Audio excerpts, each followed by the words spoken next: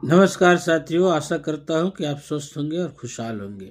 मित्रों, व्यक्ति को यदि मानवतावादी सिद्धांतों पे चलता है तो उसको मन, क्रम और वचन से शुद्ध होना बिल्कुल जरूरी है। इस संदर्भ में ये बात विचारणीय है कि आप जो है जैसे भी हैं वैसे ही अपने समाज या परिवार में प्रदर्शित कीजिए। आप जो नहीं हैं वो चीज़ें प्रदर्शित नहीं कीजिए। इससे होता क्या है कि आप तो धोखा में है ही, साथ साथ आपका समाज और आपका परिवार भी धोखा में रहता है। लेकिन समय का तकाजा कुछ और है।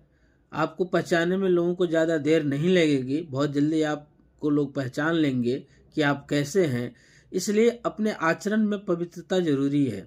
यदि आप अच्छे हैं तो समाज में अच्छे कार्य कीजिए और अच्छे को प्रोत्साहन दीजिए, और यदि अच्छे नहीं हैं तो दिखावे में थोड़ी देर के लिए किसी के सामने झूठ मूठ का अच्छा प्रस्तुत करने की कोशिश नहीं करें।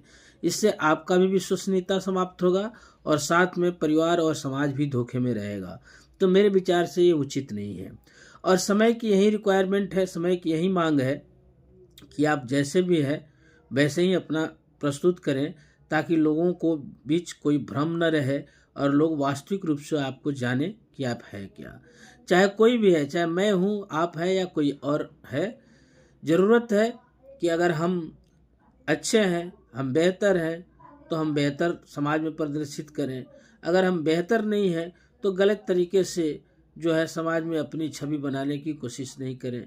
इससे आपको भी नुकसान है और लोगों को भी नुकसान है। क्योंकि जो व्यक्ति अच्छा है उसको मन, क्रम, वचन से बिल्कुल शुद्ध होना जरूरी है, और यदि ऐसा वे करेंगे तो इसका प्रभाव समाज पे, आने वाली पीढ़ियों पे पड़ेगा। वो भी इससे सीखेंगे।